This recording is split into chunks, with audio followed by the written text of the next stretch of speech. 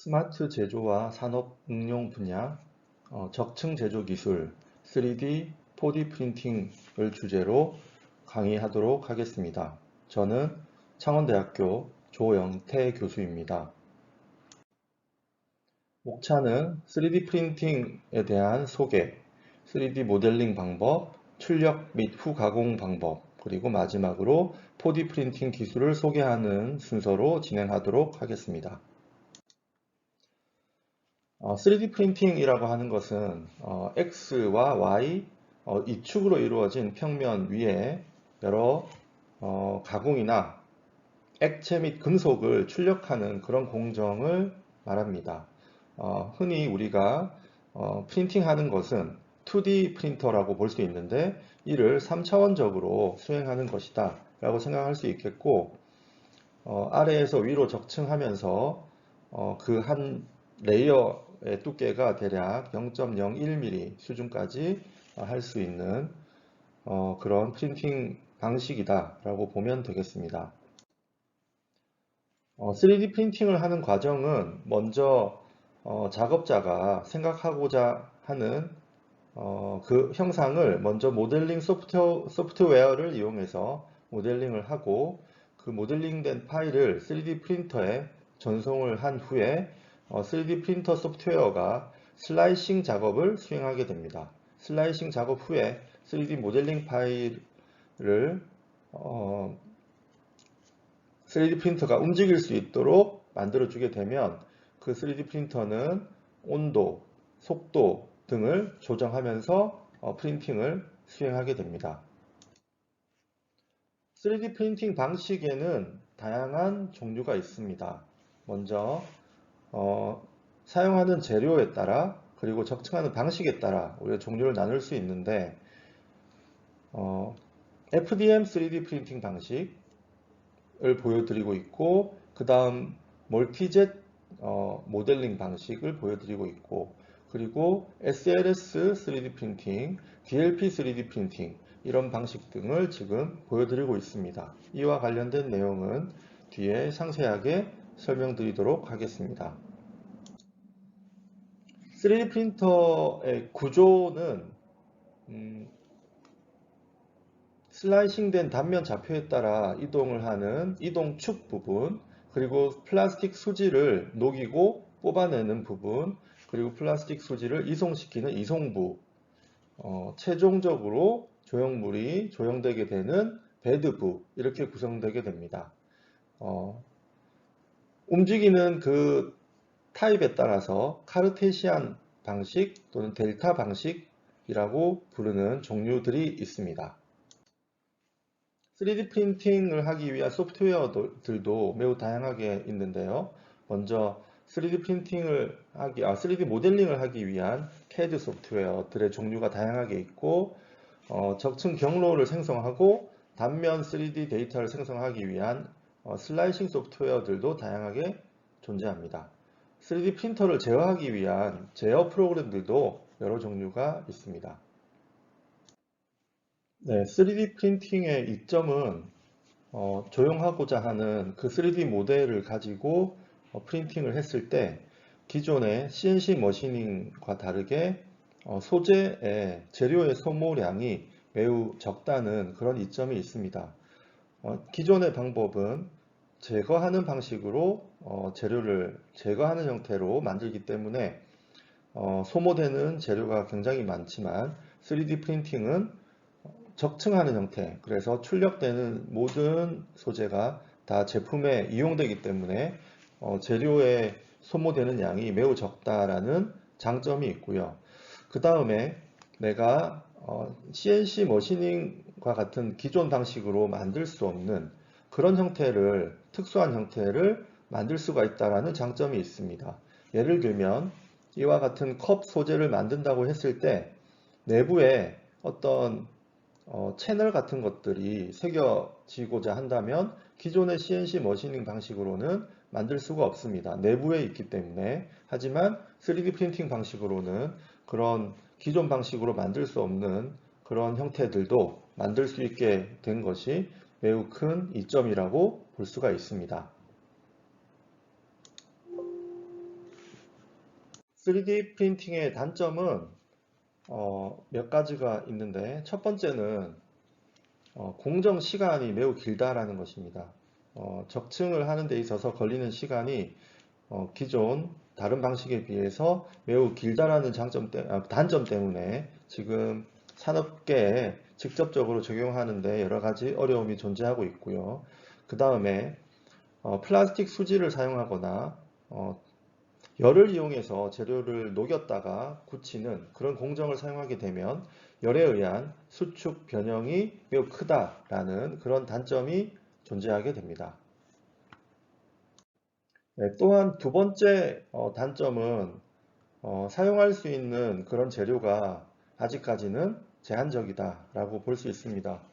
3D 프린팅을 이용해서 많은 어떤 부품들이 제작이 가능하지만 아직까지는 기존 제품의 강도에 비해서 높은 강도를 내기가 어렵고 또한 산업 현장에 적용하기 위해서는 무엇보다도 금속 제품의 구현이 이루어져야 하는데 현재까지는 이러한 금속 제품의 구현이 어려운 많은 소재가 가능하지 않은 그런 상황이라고 보면 되겠습니다.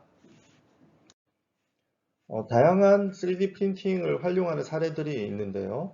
예를 들면 자동차 회사인 포드에서는 3D 프린팅을 이용해서 자동차 실린더를 제작을 하고 있습니다. 보잉에서도 이미 많은 부품들을 3D 프린터를 이용해서 생산하고 있고요. 스트라타시스나 캐나다의 콜로직 같은 회사들이 협력해서 차량 전체를 대형 3D 프린터를 이용해서 제작한 사례들도 있습니다. 그리고 이렇게 의족이나 의수와 같은 이런 의료 보조 장치에도 3D 프린팅을 이용해서 제작하는 사례들이 매우 많이 생기고 있는 그런 상황입니다.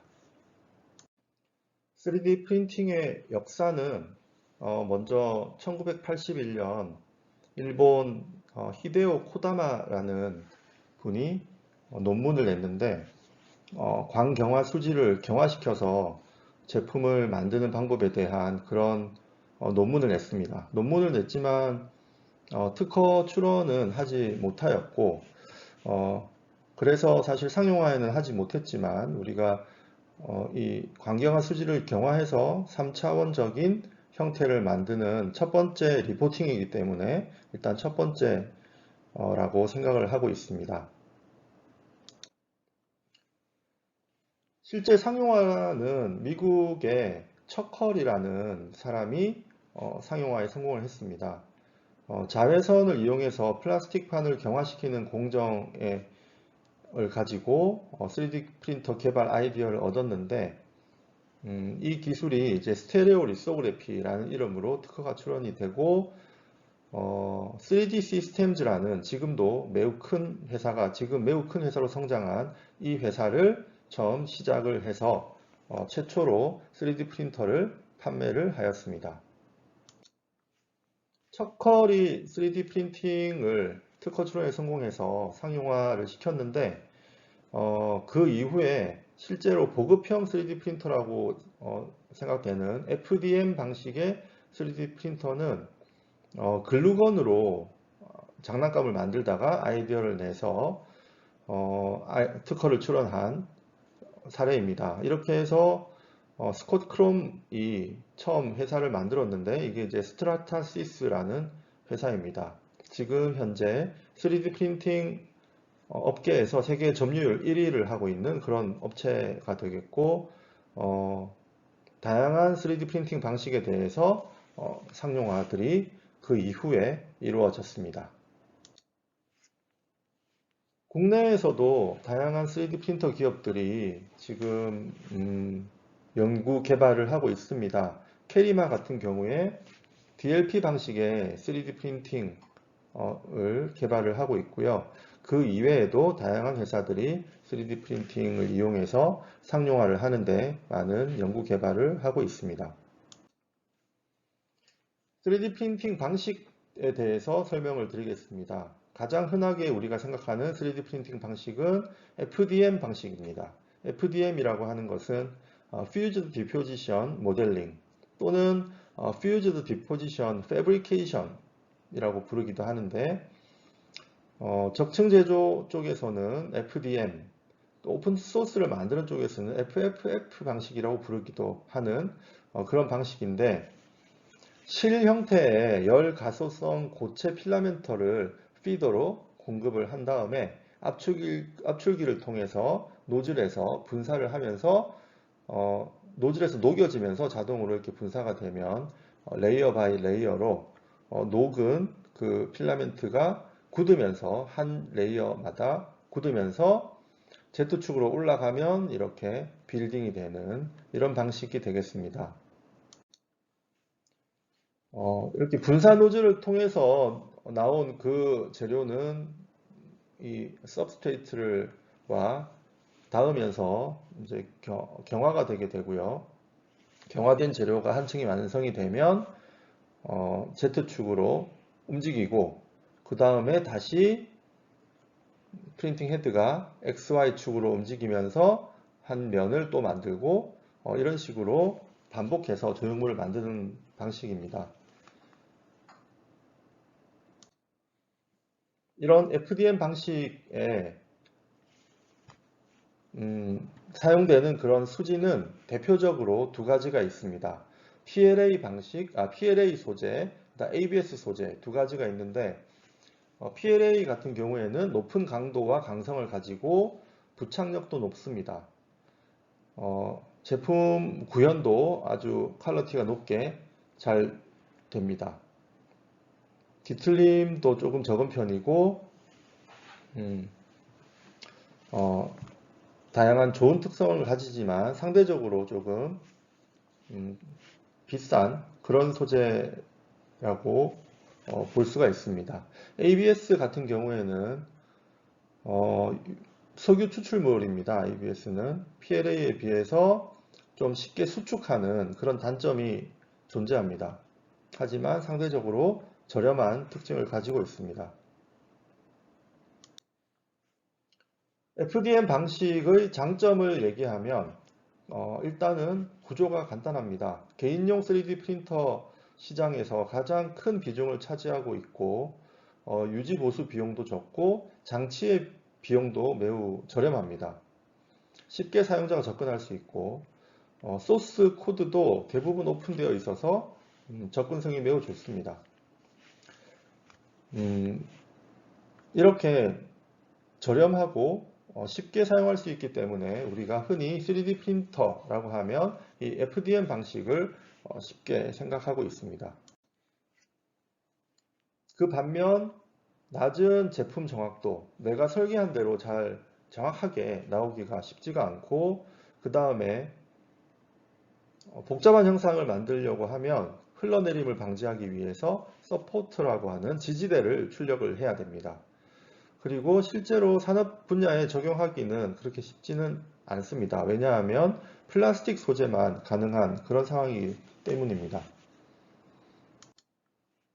그 다음 프린팅 방식으로 SLA 방식이 있습니다.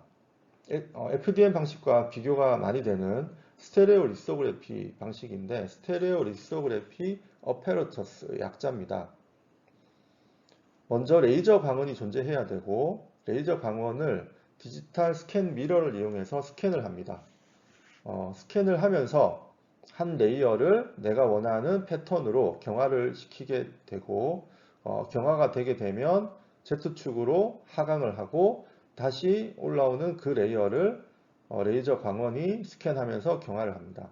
이때 광경화성 액체 수지가 담긴 수조에 레이저가 조사가 되게 되고 주로 UV 파장대가 사용이 됩니다. 여기에 사용되는 레이저는 대부분 UV 레이저가 되겠습니다. 레이저 발진기를 통해서 레이저 광원에서 레이저가 나오게 되고 스캐너를 통해서 레이저 빛이 반사가 되면서 스캐닝을 하는 그런 방식인데 한 레이어가 완성이 되면 수조 안의 베드가 아래쪽으로 내려가면서 그 다음 레이어를 형성하게 하는 그런 방식이고 공정 순서가 이렇게 먼저 한 레이어가 완성되면 리퀴드 레진 쪽으로 베드가 내려가고 점점 한 레이어씩 쭉 완성을 해서 레진이 경화가 되게 된 부분과 액체인 부분이 서로 구분이 되면서 마지막에 제품이 나오게 됩니다. 주로 에폭시 및 아크릴 계열의 광경화성 레진을 사용하게 되고 높은 정밀도를 상대적으로 보여줍니다. 그래서 치과에서 이런 SLA 방식을 사용해 가지고 보철물들을 만들기도 하고 보석을 만들 때도 보조물로 이렇게 사용되기도 합니다. SLA 방식의 장점은 정밀도가 상대적으로 높다는 것을 들 수가 있습니다. 레이저 광원을 이용해서 레이어를 형성하기 때문에 일단 정밀도가 높은 그런 형상을 만들 수가 있고 서포터 제거 시간을 제외한 조형 속도는 여러 가지 출력 방식 중에서는 아주 느리지도 않고 그렇다고 뭐 아주 빠르지도 않은 그런 수준의 속도를 보입니다. 효율적인 적청 속도를 가진다고 볼 수 있고 그 다음에 유해 물질이나 소비 전력이 그렇게 높지는 않다라는 것을 우리가 장점으로 들 수가 있습니다. 반면 단점으로는 높은 장비 가격입니다. 레이저를 사용하기 때문에 광학계 구성이 필수적이고 이에 따라서 유지보수 비용도 크게 듭니다. 그 다음 서포터를 생성하는 그런 생성 개수가 많기 때문에 서포터를 제거하는데 시간이 오래 걸리는 편입니다. 그리고 재료의 가격이 상대적으로 높아서 현재로서는 그 비싼 가격을 대체할 수 있는 재료 개발도 필요한 그런 상황입니다. 그 다음 얘기하려고 하는 방식은 DLP 방식입니다. DLP 방식이라고 하는 것은 디지털 라이트 프로세싱이라고 부르는 방식인데 좀 전 설명한 그런 레이저 빛을 이용하는 광원을 이용하는 방식과 똑같이 빛을 이용하는 방식입니다. DLP 방식은 DMD 미러라고 하는 DMD라고 하는 것은 디지털 마이크로 미러 디바이스라고 하는 것인데 어떤 라이트 소스가 들어오고 DMD 미러가 있는 DLP 디지털 라이트 프로세싱 프로젝터입니다. 그러니까 우리가 일반적으로 사용하는 프로젝터에 들어있는 것과 똑같은 그 방식이고요. 앞에 렌즈를 통해서 빛이 나오게 되면 포토폴리머라고 하는 광경화성 물질이 한 번에 한 이미지가 경화가 됩니다. 그러니까 앞선 방식과는 다르게 한 면을 한 번에 경화하는 방식이다. 이렇게 보면 되겠습니다. 그러면서 한 레이어가 한 번에 경화되고 똑같이 Z축이 이동하면서 또 한 레이어가 경화되고 하는 식으로 해서 3차원 형상을 만들게 됩니다. DLP 방식은 우리가 흔히 프리젠테이션에 사용하는 그 빔 프로젝터와 똑같은 기술입니다. 3D 프린팅을 하기 위해서 나오는 빛이 똑같은 빛이 나오게 되고 그 한 레이어가 3차원 형상에서 슬라이싱을 했을 때 한 레이어가 되는 것이라고 이제 생각하면 되겠고 따라서 이러한 방식은 디지털 마스크라고 볼 수가 있습니다. 그러니까 마스크가 빛을 가리는 역할을 하고 선택적으로 빛을 투과해서 빛이 투과된 영역만 경화되는 방식으로 패터닝이 되는 것이 이제 리소그래피 방식인데 우리가 이때 디지털 마스크를 사용한다고 생각하면 되겠습니다.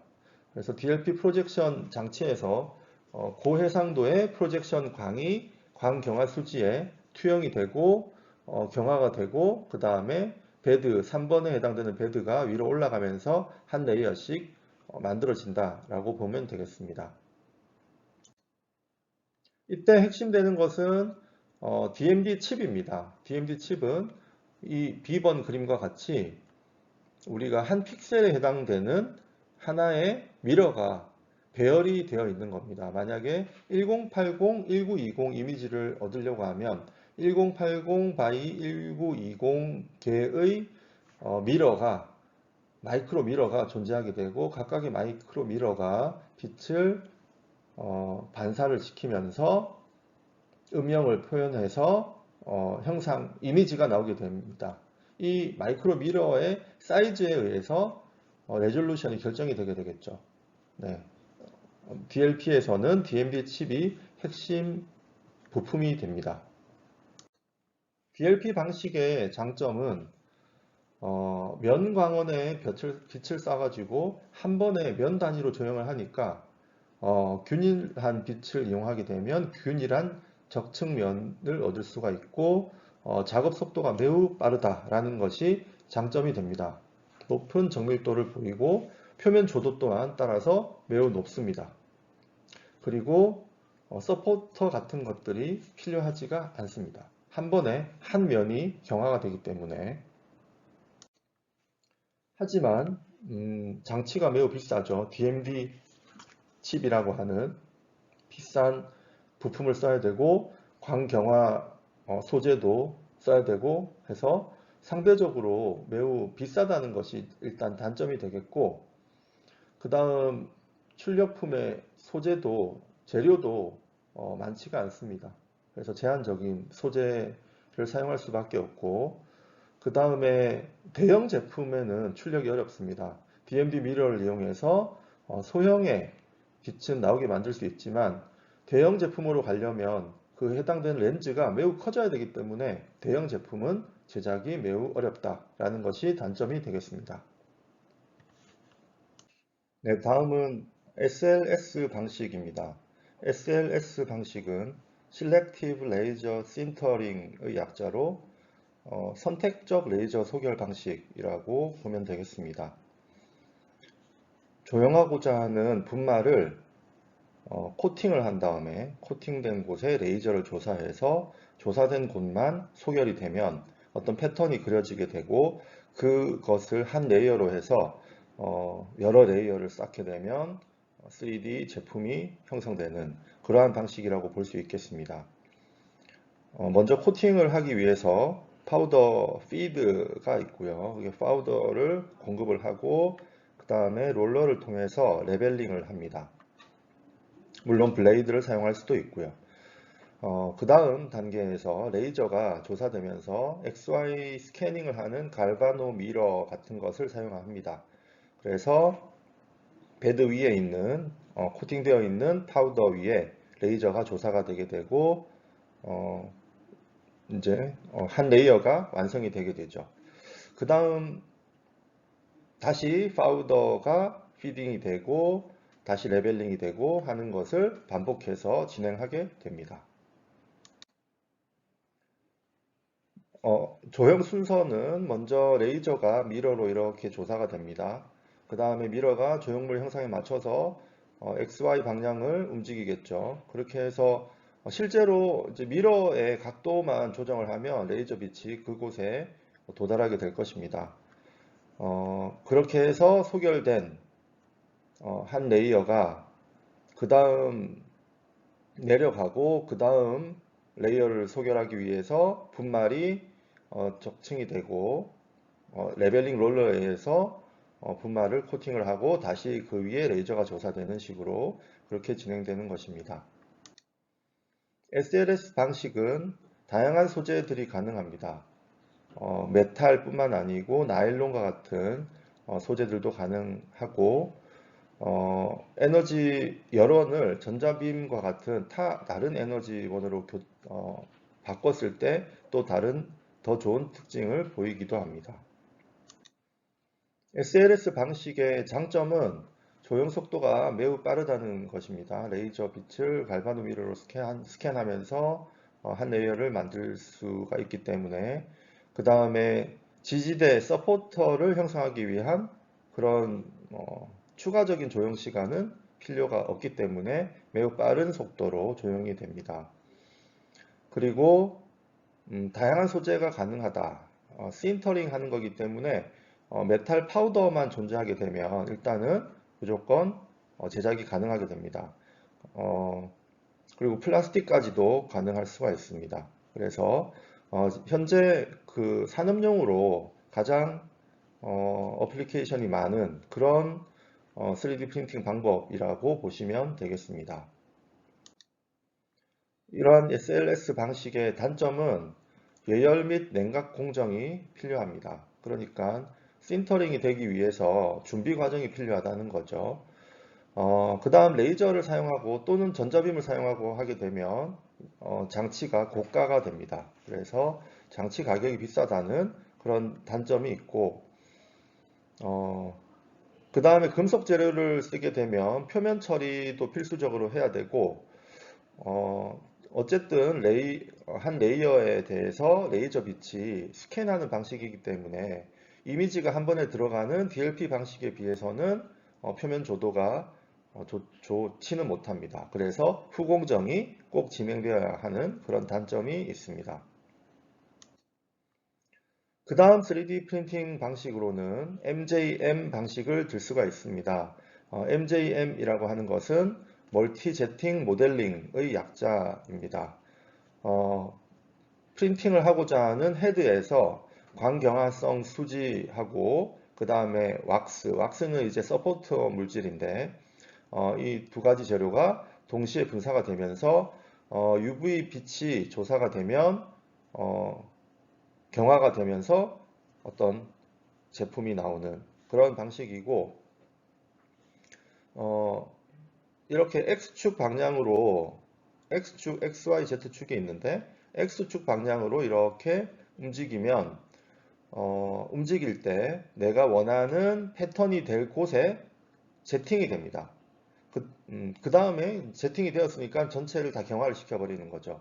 그러니까 어, 앞선 이제 레이저를 스캔하는 것과 달리 이번에는 제팅을 필요한 곳에만 제팅을 한다는 컨셉이라고 보시면 되겠고 역시 한 레이어가 완성이 되면 Z축 방향으로 이송이 되고 그 다음 다시 제팅이 되고 이렇게 반복이 되게 됩니다.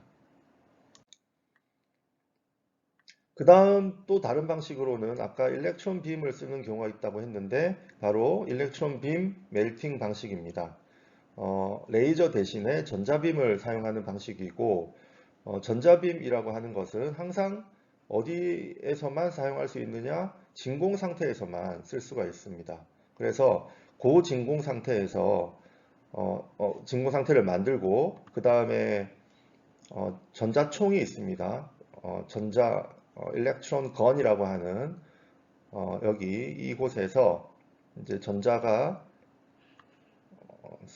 쏘아지게 됩니다. 그 다음에 이 이제 1번 2번 역할이 캐소드 음극 역할이고 4번이 양극 역할인데 음극과 양극 사이에 전자가 지나가게 되는 거죠. 그렇게 이제 가면서 어, 이제 코일을 이용해서 포커싱을 합니다. 레이저 같은 경우는 빛이기 때문에 렌즈를 이용해서 포커싱을 하는 것이고 전자빔 같은 경우는 일렉트론이기 때문에 코일을 이용해서 포커싱을 하게 됩니다. 그래서 포커싱을 하고 그 다음 내가 원하는 곳으로 이동시키기 위해서 디플렉션 시키는 코일이 있습니다. 그 다음 이제 전자빔이 모재에 맞게 되면 신터링이 일어나는 그러한 방식이 되겠죠. 이 기본 구조는 사실 전자빔을 사용하는 모든 과정, 스캐닝 일렉트론 마이크로스코프, 샘과 같은 측정 장치도 똑같은 구조고, 일렉트론 빔 웰딩도 똑같은 구조고, 일렉트론 빔을 이용해서 3D 프린팅을 하는 장치도 똑같은 구조입니다. 그 일렉트론의 파워를 가지고 조절을 한다고 생각하면 되겠습니다. 진공을 잡아야 되기 때문에 그 진공을 잡는 동안 걸리는 시간이 필요하고 그 다음에 챔버 사이즈를 무한정 크게 할 수 없기 때문에 작은 사이즈만 가능하다는 단점이 있지만 매우 정밀하고 일렉트론 빔이기 때문에 레이어의 높이, 폭 이런 것들이 매우 작습니다. 레졸루션을 매우 작게 할 때 아주 정밀하게 만들고 싶을 때는 일렉트론 빔을 사용해서 만들 수가 있습니다. 그 다음 DMD 방식이라는 것이 있습니다. 다이렉트 메탈 툴링이라고 하는데 또는 DMT 또는 DMD, 다이렉트 메탈 데포지션 방식인데 이것은 이제 고출력의 레이저를 사용해서 레이저 빔이 나오고 그 다음에 파우더를 같이 공급을 합니다. 지금 이 그림에서 보면 노란색으로 나오는 것이 레이저 빔이고 그 옆에 이 노즐에서 파우더가 같이 분사가 됩니다. 그러면 분사된 파우더가 레이저를 만나서 바로 이 지점에서 신터링이 일어나게 되는 그런 식으로 계속 다이렉트 직접적으로 금속을 데포지션하는 그런 방식이다. 그래서 아까 SLS 방식에서는 파우더를 코팅을 해서 코팅된 면 위에 레이저를 조사하는 방식이었다면 DMD 방식은 파우더를 공급하면서 동시에 레이저를 조사를 해서 신터링을 시킨다. 이런 차이점이 있다라고 생각하면 되겠고 그러다 보니 이제 신터링이 되지 않은 파우더들은 이제 주변으로 그냥 흩뿌려지게 되게 됩니다. 그래서 재료의 소모가 조금 생길 수밖에 없긴 하지만 어, 매우 빠른 속도로 강도가 높은 그런 제품을 만들 수가 있습니다. 여기 있는 요 두 개는 이제 센서, 비전 센서라고 이제 생각을 하고 피드백을 해주는 시스템이라고 보면 되겠고요. 레이저는 CO2 레이저를 쓸 수도 있고 또는 뭐 야그 레이저도 쓸 수 있습니다. 신터링이 될 수 있는 고출력의 레이저가 조사가 되기만 하면 충분히 적용이 가능하게 되고 어, 지금 보면 이렇게 동그랗게 된 것이 이제 적층된 제품이다라고 보면 되겠습니다. 이런 DMD 방식은 그 후가공과 같이 하나의 장비로 제작이 가능합니다. 그러니까 파우더를 미리 코팅하고 신터링한 레이저를 조사하는 방식은 후가공 공정하고 결합된 하나의 시스템으로 제작하기가 어렵지만 이런 경우는 이게 하나의 툴이라고 볼 수 있기 때문에 이렇게 해서 신터링을 하고 이 툴이 교체가 되고 기계 가공하는 머시닝 할 수 있는 장치가 다시 장착이 되면 그 위에 그대로 다시 후가공을 할 수 있기 때문에 이런 하이브리드 장비를 만드는 공작기계 회사들이 생겨나고 있습니다. 그 다음은 또 이제 일렉트론 빔 프리폼 패브리케이션이라고 해서 이거는 이제 진공에서 전자빔을 이용해서 우주에서도 할 수 있도록 나사에서 이제 많이 연구를 하고 있는데 와이어를 피딩을 하고 와이어를 일렉트론 빔으로 녹여서 데포지션 하는 겁니다. 물론 일렉트론 빔을 쓰지 않고 레이저 빔을 써도 됩니다. 그럼 레이저 빔을 사용해서 와이어를 피딩하고 와이어를 녹여서 데포지션하는 방식이라고 보면 되겠고 뿐만 아니라 최근에는 WAM이라고 해서 와이어 아크 어디티브 매니팩처링이라고 하고 아크 플라즈마 여기 일렉트론 빔 대신에 아크 플라즈마가 조사가 되고 와이어가 피딩이 돼서 데포지션하는 방식이 있습니다.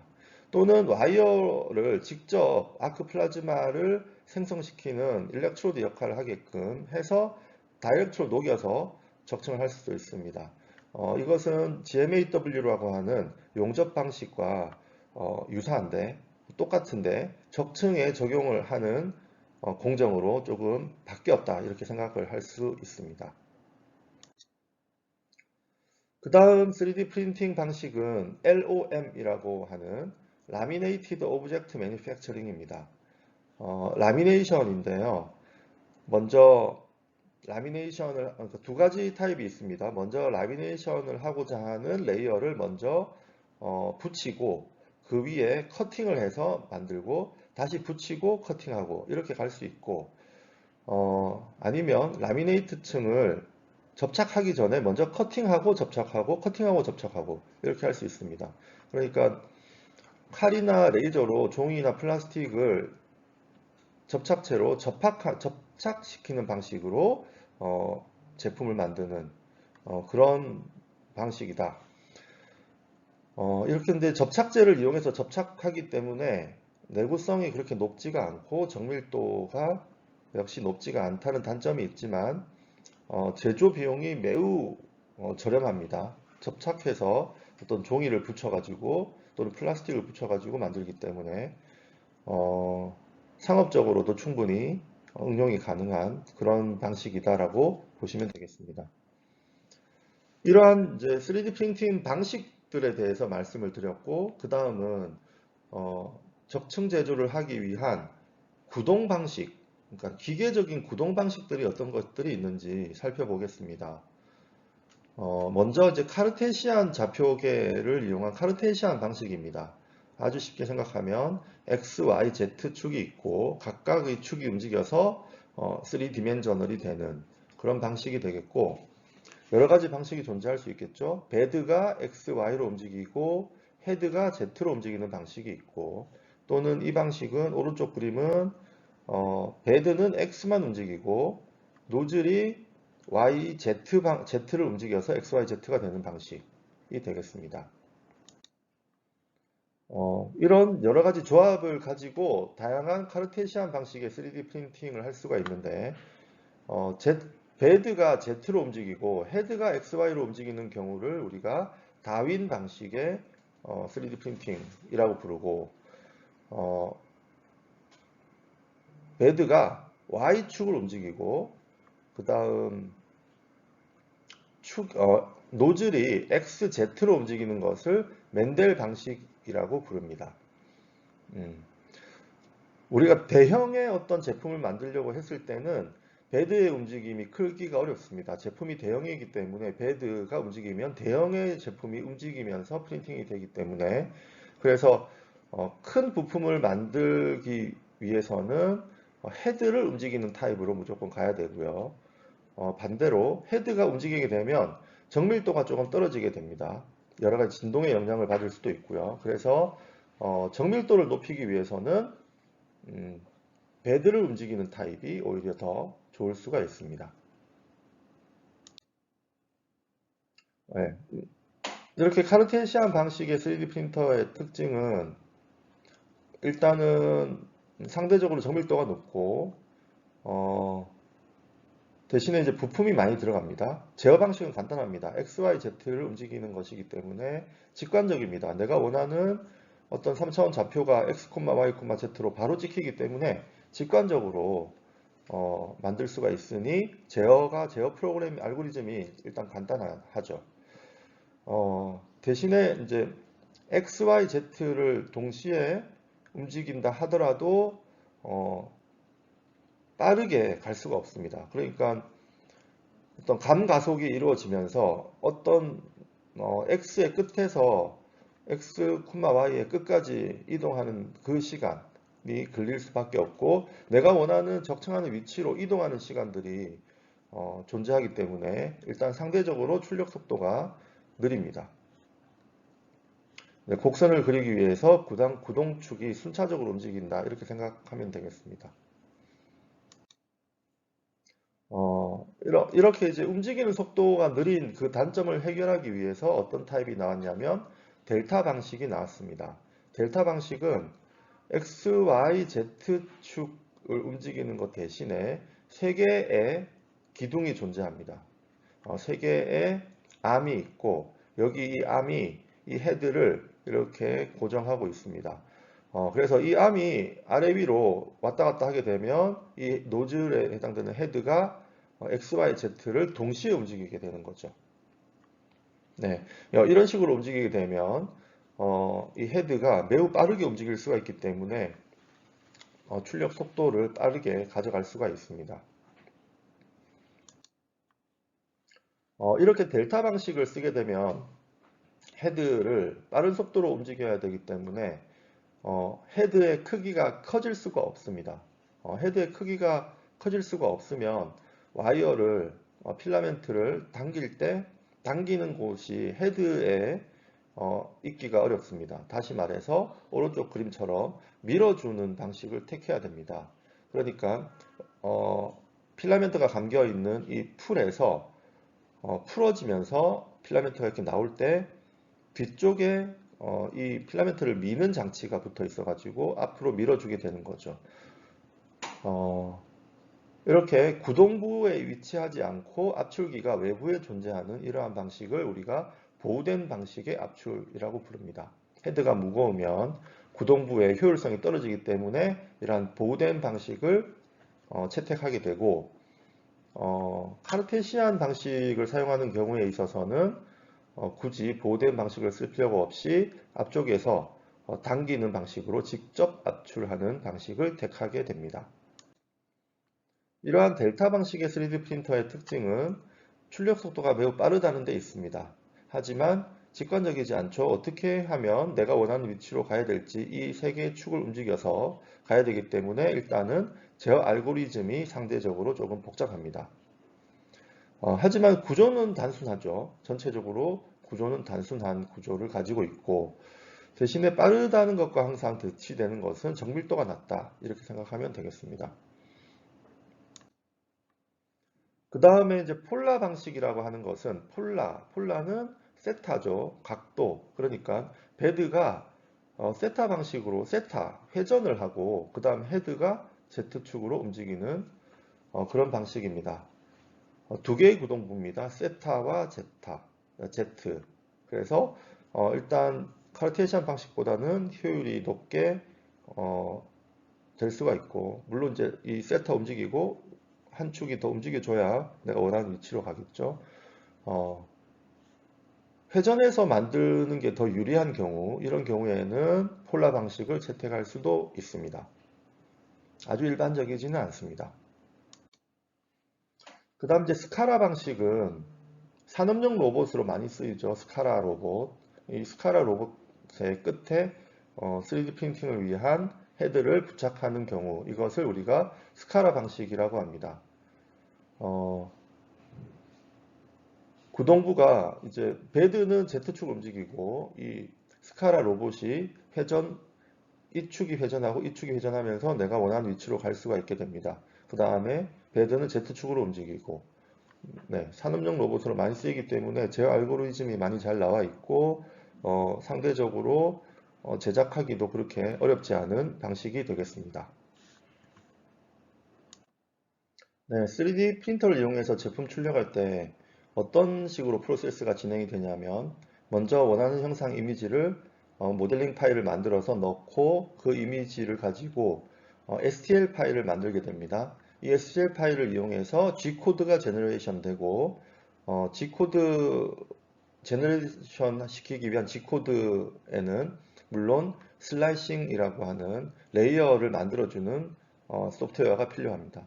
그렇게 해서 G코드는 이제 X, Y, Z를 움직여주는 어떤 코드라고 보면 되겠고 움직이면서 이제 프린팅이 되고 최종적인 프린팅된 제품은 후처리를 통해서 제품화가 됩니다.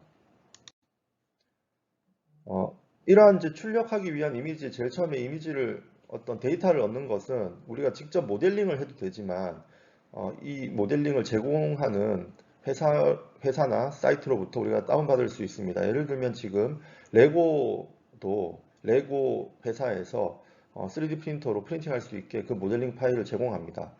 그런 것들을 다운을 받아서 할 수도 있고 기존에 만들어진 제품을 그대로 역설계를 하거나 따라가고 싶을 때는 3D 스캐너를 이용해서 스캐닝을 해서 모델링 파일을 얻을 수도 있겠습니다. 그 다음은 슬라이싱을 하게 되는데 슬라이싱은 한 레이어 그래서 어떤 3D 형상이 있을 때 2D 데이터의 조합으로 만들어주는 프로그램이다. 이렇게 보면 되겠습니다.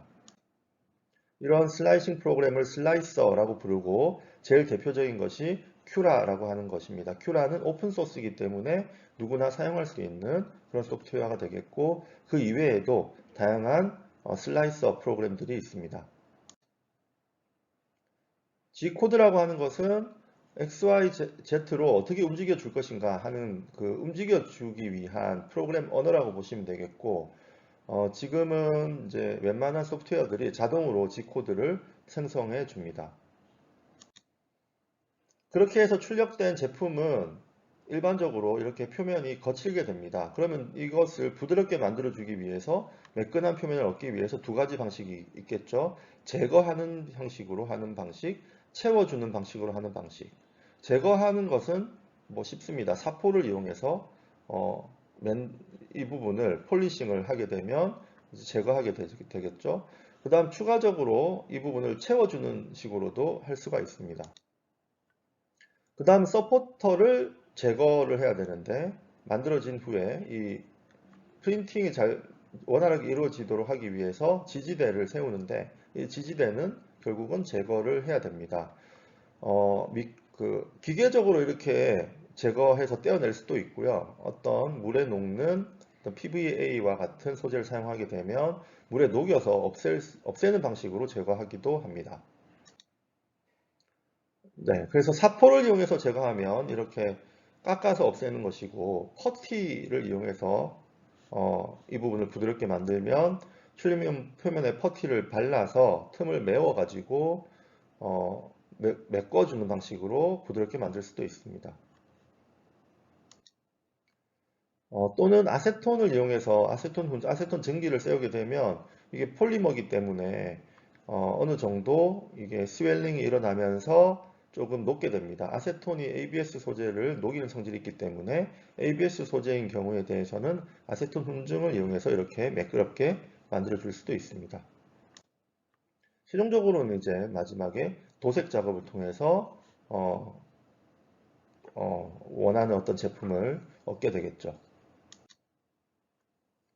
직접적으로 컬러링을 할 수도 있지만 도색 작업을 통해서 컬러를 표현할 수도 있고 현재까지 이러한 3D 프린팅이 산업적으로 아직까지 활발하게 아주 많이 사용되지 못하는 이유는 첫 번째는 생산 속도가 높지가 않다는 문제, 그 다음에 원하는 소재가 3D 프린팅이 잘 안 된다는 소재의 문제, 정밀도 문제 이런 것들이 있는데 이러한 문제들이 있다 보니까 앞으로 이 분야에 대해서는 연구 개발할 내용들이 굉장히 많이 있다. 이렇게 보시면 되겠습니다. 추가적으로 제가 이제 4D 프린팅을 좀 설명을 드리려고 하는데 4D 프린팅이라고 하는 것은 3D 프린팅에서 차원이 하나 더 있는 것이니까 뭐냐면 시간이 지나가면 형태가 바뀌는 겁니다. 그러니까 이런 식으로 내가 3D 프린팅을 했는데 이 3D 프린팅 한 것이 시간이 지나면서 자연스럽게 셀프 폴딩이 돼가지고 이런 식으로 옥타헤드론을 만들어내는, 그러니까 3D 프린팅을 이용해서 뭔가를 만들었는데 그 다음에 추가적인 에너지가 가해지거나 물론 시간이라는 것도 결국은 건조가 되는 상황이라고 보면 되기 때문에 어떤 추가적인 에너지가 들어가서 형태가 바뀌게 되면 이것을 우리가 4D 프린팅이다 이렇게 얘기를 합니다. 지금 오른쪽과 같은 이 그림도 유명한 저널에 이제 나온 그런 그림인데 3D 프린팅을 통해서 이런 플라워 모양을 만들었는데 얘가 이제 가열을 하게 되면 이 몰폴로지가 이게 바뀌면서 이렇게 접히면서 새로운 모양이 나오는 그래서 이제 열을 추가적으로 가하거나 빛을 추가적으로 가하거나 또는 다른 자기력을 추가적으로 가하거나 추가적인 에너지를 가해졌을 때 형태가 바뀌어서 내가 원하는 모양을 만들어내는 그런 프린팅 방식이다 라고 4D 프린팅이 그런 것이다 라고 보시면 되겠습니다. 그러면 이제 내가 원하는 형태를 만들려면 추가적인 에너지를 가했을 때 어떻게 바뀌는지를 알아야지 내가 그 전에 3D 프린팅으로 만들 그 형태를 정할 수가 있기 때문에 이 4D 프린팅에 있어서는 시뮬레이션이 매우 중요합니다. 어떻게 바뀔지에 대한 예상을 해야 되기 때문에 그래서 4D 프린팅을 주로 연구하시는 분들은 이러한 아바쿠스를 이용하거나 다양한 소프트웨어를 이용해서 시뮬레이션을 수행하는 경우가 많습니다. 4D 프린팅 시뮬레이션 프로그램이 이제 다양한 곳에서 이제 개발이 되고 있고, 오른쪽 아래 보이는 그림도 이제 3D 프린팅으로 하나 만들었는데 이 노란색과 이 파란색의 어떤 수축률이 다르다는 걸 이용해서 이렇게 휘어지게 되도록 만들어 주는 거죠. 그러면 원래는 플랫하게 내가 프린팅을 했지만 열을 가하면서 이제 이렇게 휘어지면 내가 원하는 모양은 원래 휘어지는 거였기 때문에 4D 프린팅이다 이렇게 부를 수가 있겠습니다. 마지막으로 이러한 기술도 저는 4D 지난달 프린팅이라고 30일 파리 패션 생각을 위크에 좀 참가한 한 명품 브랜드의 패션 해보는데요. 쇼인데요. 쇼 마지막 스프레이를 무대에서 이용해서 마네킹처럼 포즈를 취한 모델의 몸에 모델에 스프레이를 직접 뿌리는 사람들. 패브릭을 신기하게도 몸에서 흘러내리지 뿌려서 않고 서서히 옷의 형태를 갖추더니 디자이너의 손길이 더해지자 자연스럽게 과감한 절개선이 들어간 옷이 흰색 드레스로 이것도 완성됩니다. 어떻게 보면 올해 우리가 파리 3D 패션 위크를 프린팅의 한 뒤흔든 이 방식이고 의상은 한 스페인 의류 디자이너가 10년의 연구 모양이 끝에 개발한 패브리칸이 사용됐는데요. 사람 스프레이 몸에 의해서 안에선 직접 액체 상태로 몸의 유지되다가 모양대로 그대로 피부나 다른 만들어지는 표면에 닿는 순간 것만 섬유 다르지 재질로 뭐 바뀌는 어떤 신기술입니다. 또 3디멘전al 친환경 프린팅의 성분의 성분으로 일종으로도 만들어졌고 볼 수 있지 더 입고 않을까. 싶지 않으면 옷을 다시 액체에 담근 뒤 필요할 때 재사용할 수도 있습니다. 한편 해당 명품 브랜드 측은 이 드레스를 판매할 계획은 없다고 전하며 기술과 디자인의 경계를 넓히고 패션 역사에 기록될 순간을 만드는 것이 더 중요하다고 덧붙였습니다. 네, 이러한 재밌는 것들도 앞으로 많이 일어날 것이다. 이렇게 생각을 합니다. 네, 이상 강의를 마치도록 하겠습니다. 감사합니다.